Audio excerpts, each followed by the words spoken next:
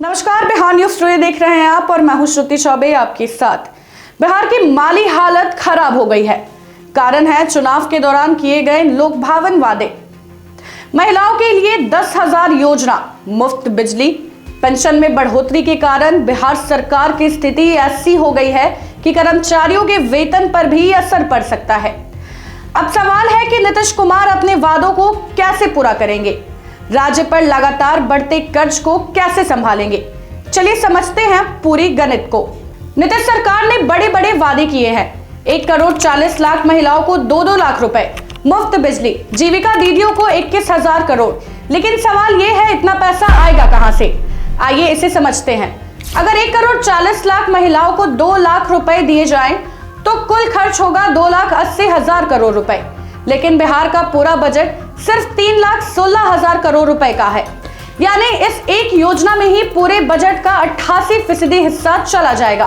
तो फिर सवाल है, कर्मचारियों की सैलरी कैसे मिलेगी, पेंशन कैसे दी जाएगी, सड़क कैसे बनेगी, अस्पताल और स्कूल कैसे चलेंगे। अब बात करते हैं कर्ज की। बिहार सरकार पर इस वक्त कर्ज है 3,61,000 करोड़ का। इसका मतलब है बिहार के हर व्यक्ति पर, चाहे बच्चा हो या बूढ़ा, लगभग 28,000 रुपए का कर्ज है। और सुनिए, सिर्फ इस साल 55,737 करोड़ का नया कर्ज लिया गया है। कर्ज का ब्याज चुकाने में 23,013 करोड़ सालाना खर्च हो रहे हैं। यानी ब्याज चुकाने में ही इतना पैसा चला जाता है। बिहार की खराब हो रही फाइनेंशियल कंडीशन को इकोनॉमिस्ट भी अलर्ट कर रहे हैं।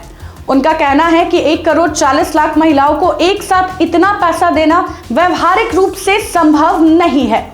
इकोनॉमिस्ट की चेतावनी है कि बिहार अपनी जीडीपी का 39.1% कर्ज ले चुका है। 40% की सीमा करीब आ गई है। वित्तीय घाटा पिछले साल 4.2% तक पहुंच गया। अगर यही रफ्तार रही तो ये 6 से 7% तक जा सकता है। तो असलियत क्या है? अगर बजट 11% भी बढ़े तो सिर्फ 34,858 करोड़ रुपए ही मिलेंगे। इससे सिर्फ 17 लाख महिलाओं को ही 2 लाख रुपए दिए जा सकेंगे, 1 करोड़ 40 लाख को नहीं। सरकार ने इस साल 2 सप्लीमेंट्री बजट पेश किए। पहला 91,717 करोड़ रुपए, इसमें से 21,000 करोड़ सिर्फ जीविका दीदियों को ही दिया गया। लेकिन ये पैसा आएगा कहां से?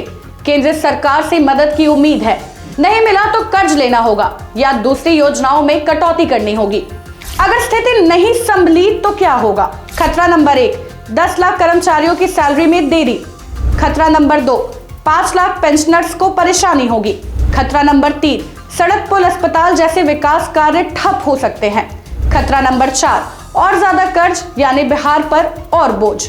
अब कुछ सवाल जो पूछने ही होंगे। क्या मुफ्त की योजनाएं सही है या गलत? क्या कर्ज लेकर मुफ्त योजनाएं चलाना सही है? क्या बिहार की अगली पीढ़ी इस कर्ज का बोझ उठा पाएगी? केंद्र सरकार से कितनी मदद मिलेगी? क्या विकास कार्यों की कुर्बानी देनी पड़ेगी? देखिए, बिहार की माली हालत गंभीर है। वादे बहुत बड़े बड़े हैं, लेकिन हकीकत कुछ और ही है। सरकार को अब साफ बताना होगा कि पैसा कहां से आएगा, कौन सी योजना पहले लागू होगी, कर्ज कैसे कम होगा। फिलहाल के लिए बस इतना ही। बाकी के अपडेट्स के लिए बने रहे बिहार न्यूज टुडे के साथ। तब तक के लिए धन्यवाद।